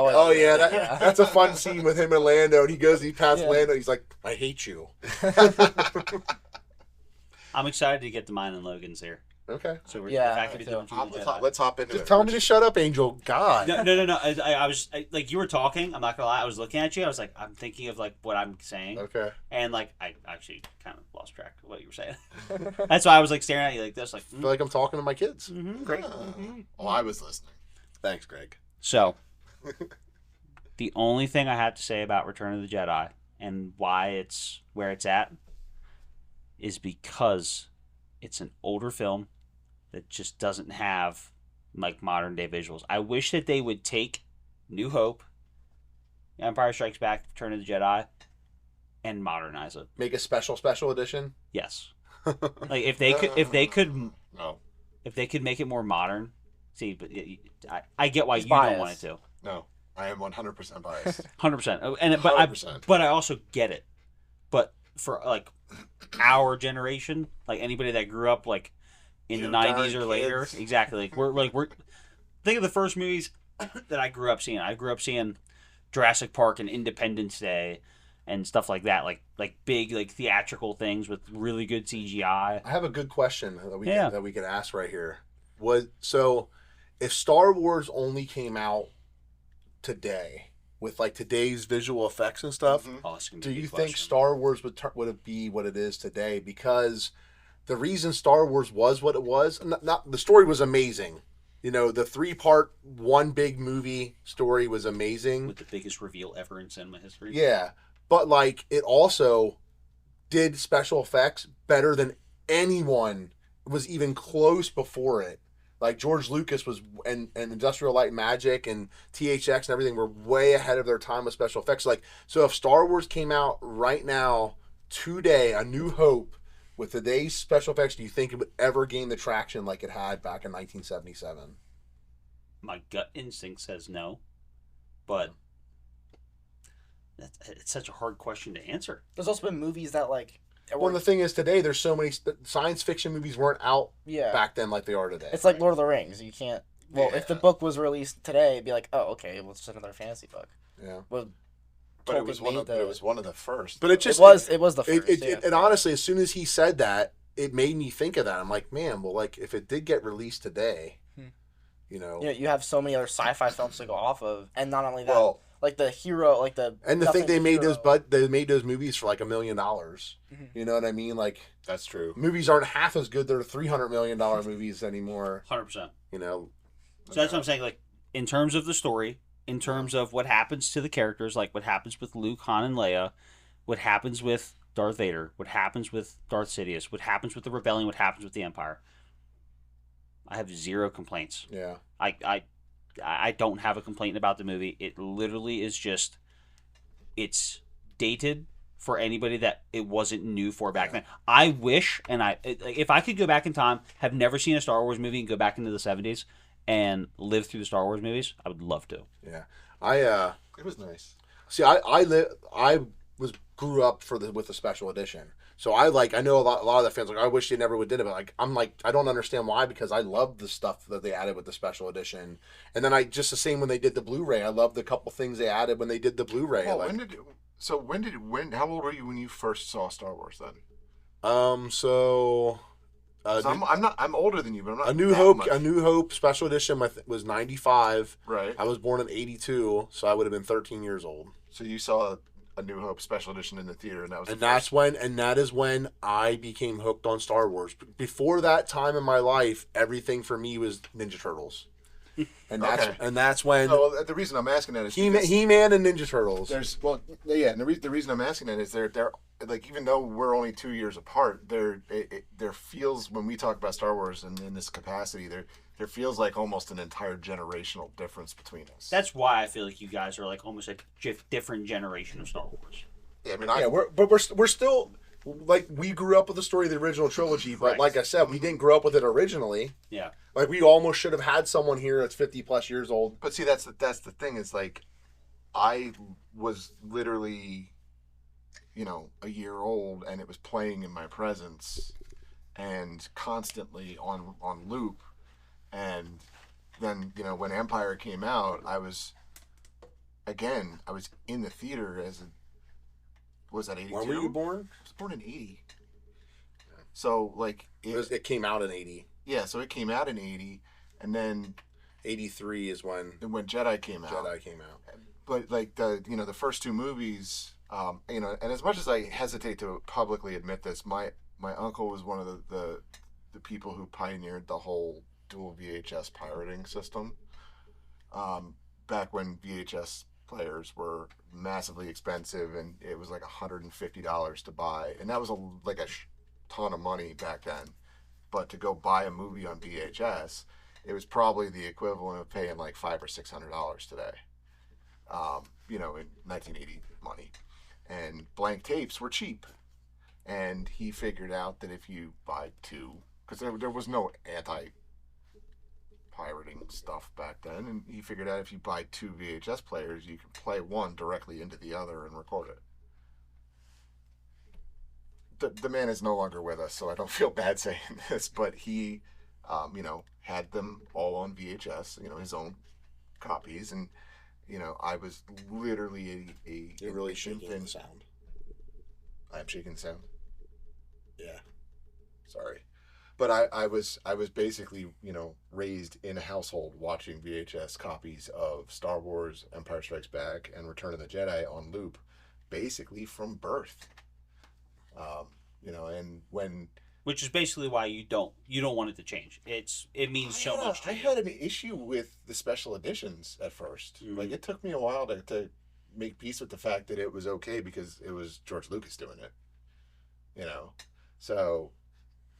Not to go too far down a rabbit hole, but that's kind of why I do believe that if you want me to be honest with you, is the special edition was 100% put out there by George Lucas to see if the fans would be okay with the CGI in preparation for the prequels. That's an interesting idea, but yeah.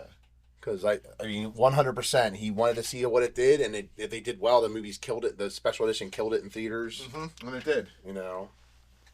Logan, we haven't given you a chance to talk yet on Return of the Jedi. When I actually saw the first 3 original trilogy, this was my favorite because I think I just like the action and I like the ending too. Well, Endor's so cool. Yeah, I know, and the Ewoks are awesome too. Yeah. That's like all I remember. Those were my Anzellans when I watched it. But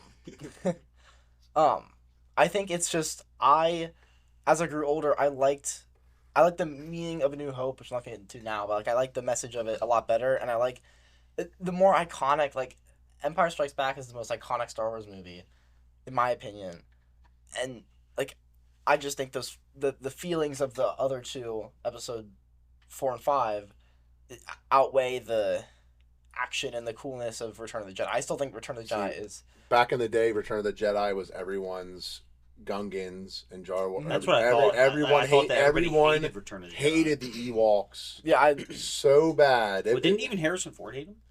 Not a fan, I don't think. Yeah, I don't remember any of that. Well, in the original script, it was supposed to be Kashyyyk and it was supposed to be Wookiees. Is what it was supposed to be. Like what? They couldn't find enough people that were that tall. They though? couldn't find enough giant people. You're telling me it was easier to find a bunch of midgets than giant people? I think that's what we're saying. but yeah, I think just the other 2, like, I think I want to say louder, like in like just specialness. To me, Return of the Jedi is kind of special to me though because like back in the day when I first watched it, that was my true favorite. I liked the sail barge scene a lot. I also liked You like when they kill Boba Fett too early, No, I didn't like that. and you never get to see Boba Fett. Oh. Okay, that's my only other Boba complaint. Boba Fett. That's my only other complaint. There you go. He died pretty unlucky though. What was it? He had his jetpack and it turned on. Stick to the jetpack. Yeah. Man, those Fets have a really big problem with their jetpacks. Django's gets damaged by the reek and can't fly away, and Mace Windu cuts off his head. Yeah. Then Boba, that thing's cursed. They should get rid of that. Yeah. That's how Pre Vizsla. I shouldn't say that's how he eventually meets his demise. It's what gave Maul an advantage over Pre Vizsla. Yeah. His jetpack work. All right, so are we ready to move on? Was that all you had to say there? I think so, yeah. Okay. It's hard to put that one on the list because it's a good one to me, but like it's also I still think there's So I think at this point we need to start going with the reasons why they're this high on our list. Yeah. Not Yeah. maybe that they're this low because we're more than halfway through. Well, we're Yeah, 6. right. We're at 6 Now of 11. Okay. or 12. Sorry, Yeah. I think we're 5. no, we have 6. We have left. 6 more. We have 6 left. So, all right, well, let's go. Let's do it. Let's do it. 3, 2, 1. Force Awakens, brother. What's up? Solo and Mando. All right. Wait, so are all the sequels out? All the sequel trilogy's done. So no sequels broke the top 5. Nope. Sucks to suck. Well, I liked Mando and Grogu because I liked watching Paul get thrown out of the seat in the theater. again and What are you talking about? I liked Greg having to get out of the seats because he couldn't watch it anymore in the seats. Because I was too damn big for the seat. and you were stretching. You were sore. I was. And you were. Paul was sore too. We're talking about 4DX. It was an amazing experience. I'm gonna go again. It's just, but the biggest thing for me is you have to keep your feet on these like trays, and like you can't like really relax your feet or your legs. And the damn seats should have seat belts. Just go an hour after the movie's supposed to start. Yeah, especially if you're going to King of Prussia. 45, 46 minutes, I think we clocked it at before the movie actually started. Advertisements for insurance, toothpaste, and weight loss pills. Yeah. Mm-hmm. Yeah, that's about right. All things that I need. You need to brush your teeth or something. Well, I mean, toothpaste is one of those recurring needs. It's a lot. Toothpaste, this is such a weird conversation. But toothpaste is one thing you definitely get your money out. You buy a tube of toothpaste, that thing will last a while. I mean, you can roll that up. You can still like. I have a prescription toothpaste. I'm getting drops out of that thing like months after I thought I was still going to get drops out of it. Yourself a little lightsaber that you squeeze it. Dude, but anyway, yeah. So after I lost my train of thought, he was talking about Mandalorian and Grogu. Mandalorian and Grogu. I had a lot of fun with that movie. You're also a big Mandalorian guy. I am. I like Mandalorians, Stormtroopers, and Sith. Those are my action figure collectibles. And we actually got to see the guy who gets credit for playing the character actually play the character for once. Yeah, it was fun. So, not if you're dead. No. That was cool. probably. I was like, all right, he's gonna go. And the thing is, with that, I really enjoyed just seeing Mando be badass. I think in the series, he starts off that way, but then when they introduce Bo-Katan and the other Mandalorians, they kind of have to dumb him down because he's not as experienced in the way as they are. And I think instead of making them ultra powerful and him powerful, they kind of go to powerful and meh. I mean, I don't know. He does destroy a crate dragon. I mean, he does. Yeah, that scene is That scene is that one of the is best. really That's cool. one of the best episodes in the Mandalorian period. I know. Yeah. I remember seeing the artwork at the end. I remember seeing that one. Yeah. Too.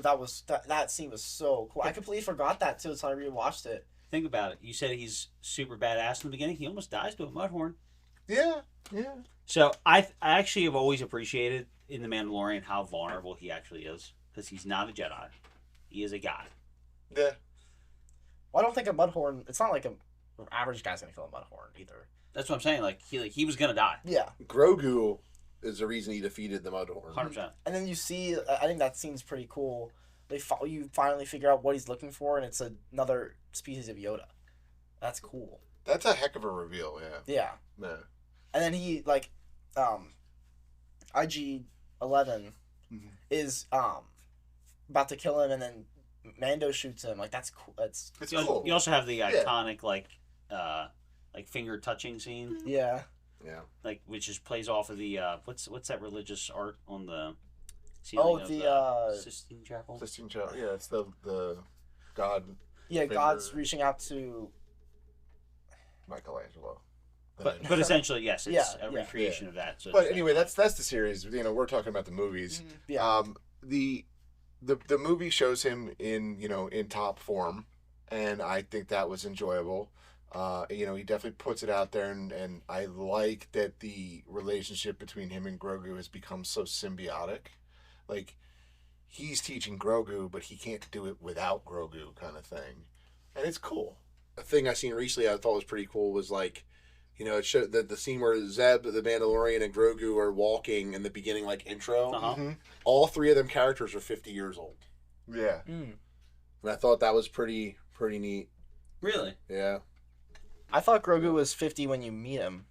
Well, okay, around 50 years old. Okay. Ish. I don't know exactly how long it's been since. That's really how Yeah. old Din Djarin is? Yeah. Yeah, I thought he was. A Yeah, lot they younger. actually. Did they actually say that at some point? I don't know if they say it in the movie at all, but maybe they're just basing it off of Pedro Pascal's age. Okay. But Which they would make sense. But they said all three of their characters are the same age, but we looked at them all differently. But they're all the same age. Yeah, that's interesting. So It's actually a very cool point. Anyway, that's pretty much all I have to say about the Mandalorian and Grogu. Force Awakens, Paul. You and I. yeah, once again, Force Awakens. I am not a hater in any way whatsoever about this movie. I love the cast. I think this movie, with some of the other sequel trilogies, had probably the best acting of any Star Wars movie. That's not how the Force works. That's not how any of this works. That scene is, well, not that scene, but the scene relating to the Force, when Han is going over and telling her about the Jedi. It's all Finn. It's all true. It's all true. I used to think it was a whole bunch of mumbo jumbo, but the thing is, it's true, all of it. And that whole scene is like awesome. And I think that excitement is why I have a hard time letting go of the fact that Luke Skywalker was pretty much mediocre or next to nothing in these movies, because Han is talking about what he witnessed from Luke. That's what he's talking about. From the beginning of Luke training with the lightsaber that he picked up 30 seconds ago. He's like, you don't believe in the Force, do you? To, like, whatever he witnessed before. That's what he's talking about. That's a good point. And it's like to get you so pumped up in that movie to never give me anything was rough. But I love The Force Awakens. I love the characters. I love the cast. BB-8 was awesome. Finn was amazing. I know John Boyega has his hatred towards things Star Wars. Hopefully they hash it out. I want them to bring John Boyega back. I want to see Jedi Finn. I like his character. I do. And I love Poe Dameron and even the side characters and stuff. I thought Leia was phenomenal in The Force Awakens. And you pick up right where Leia should be. She's leading. Yeah. She is the main general of the Resistance. She says it. I went back to the only thing I was good at. Oh, is it even the Resistance at that point? No, the New Republic? Because the New Republic's still around. Yeah, I mean, the New Republic, I don't think the New Republic's completely exterminated from Starkiller Base. Well, no, I'm saying because at the beginning of Force Awakens, they didn't destroy the New Republic yet. So she's the New Republic general or like head of their army or something, and then she becomes the head of the Resistance. I thought it was still they're still Resistance because that's the whole time the Finns they're talking about getting back to the Resistance. The whole movie, but yeah, I thought like I said, I can't. I have a heart. We talked about these other movies. Even Solo, like I love Solo, but we could pull out that we all pretty much agree we don't like the droid, but I don't have those things I could pull out of The Force Awakens that I really disliked or thought hurt the movie in any way whatsoever, and I extremely enjoy that movie. Mm-hmm. So, I mean, you chose it too at this time. I mean, what are your thoughts on it? No, like I said, at this point, there's nothing bad to say. One of the things that stands out, like anytime I think of this movie, is like just that scene where like Starkiller Base is activated and it wipes out the New Republic. Like that's like a chilling scene. Like you have like that shot from behind Kylo Ren as like the red beams going through like space, and it's just like evil at its best again. And then the heroes have to come save the day, and like you said, you get to see Finn and Poe and Chewbacca and Han Solo and Rey, and it's everything that you wanted Star Wars to be when it relaunched, and it delivered. Well, there's a reason why that movie did $2 billion. It wasn't just because it was new Star Wars, because obviously we see that doesn't always mean anything. Correct. It was because people went to see it multiple times. I saw it in the theater 3 or 4 times. Yeah. I don't remember exactly. I would say I would have probably been around 5 if I had to guess, but like I said, it was hard to even put it this low on my list. It was hard for me to put it as low on my list as it was. I just kind of liked the others a bit better. And I really never thought about it until you really started harping on it, like today, like just like the rise of Finn as like a really good hero. Yeah. Yeah, I mean that's what's right there. Finn's character was gonna be what Star Wars was all about. A most unlikely hero saving the day. That's what he was going to be. He was going to be the new Luke Skywalker. Mm-hmm. I know everyone, Rey, but Finn was the story I wanted to know more about. Rey was the obvious. Finn was the surprise. Yeah. I would have much rather seen Finn as a Jedi. Like, I would much rather seen I just think it would have been awesome. Yeah. Them two together, Luke Skywalker. Together. Training them together. Yes. Yeah. Because the story would have been this. If Kylo Ren was that powerful to take down my new Jedi Order, you cannot do it alone. You cannot do it alone. You need to do it together. Yeah. Which, that would at least help Luke's character in the second movie for a while, like, why he would try to kill his nephew, basically. Yeah. Like, that would at least then make sense. Like, I saw, like, not only was he powerful, he was so powerful that there was no chance. Yeah. Like, that would, like what you said, would explain that scene better. Mm-hmm. Yeah. Yeah, I definitely agree with that. Well, not only that, one thing they never touched base on after The Force Awakens or after Last Jedi, what doesn't make sense is they say, like, Kylo Ren and Rogue Jedi. Where are these Rogue Jedi? Where'd they go? Because they're not the Knights of Ren. The Knights of Ren don't have lightsabers. They're not Jedi. Dagobah. I hate you, Angel. Yeah. But anyway, all right. So what are you looking for love in all around raisins? What did you have in this round, Logan? Solo. You had Solo. Yeah, I love that movie a lot. I really do like Solo a lot. Okay. I think just the other than the droid, we kind of touched base on it. Everyone had Solo before. I'm not gonna go too deep into it. What was your But favorite part of Solo? I love the part where they go through the mall, and they use one of the coaxium to charge up the hyperdrive, and they shoot out of it. And obviously it's like a 15-minute long thing where Han and Chewie are flying together. I also like in that scene. I also like it how I just love the TIE fighters. Like the one gets on top of them, so he spins the ship around and knocks into the rock. I love that scene. I rewatched it. It was so amazing, and I also liked. I guess it was. Tell them what you told me earlier about why you love that scene with the coaxium. Because so I like it because in posters and in all of and everything you see the Millennium Falcon in, obviously the bar light is there, and it shoots out when it's in hyperdrive, and there's a blue trail following it. In that movie, I think it's probably the only time you see it. You actually see it because they supercharge it, Mm-hmm. and the whole thing powers off because it was too much, and it just shoots off, and And it has the blue trail behind it. yeah, it's so. I love rewatching that scene. I wanted to bring up. I guess it was Celebration in Chicago, of whatever the last one. Whatever I remember, when they touched Solo already came out, but they would touch base on it. Yeah. I liked watching that because I liked seeing them talk about how Han Solo being in hyperdrive the first time, and in his eyes you see, and he's just amazed by it. I liked seeing that because I remember that a lot as a kid. I don't remember too much from Celebration, but I do remember that. That whole coaxium scene though is amazing I know. to think about. He's yelling back and they're trying to get this done, right? Yeah. And it's not easy to take these parts of the ship apart to inject this into it without blowing everybody up. That scene alone is the coolest top 5 Star Wars scenes.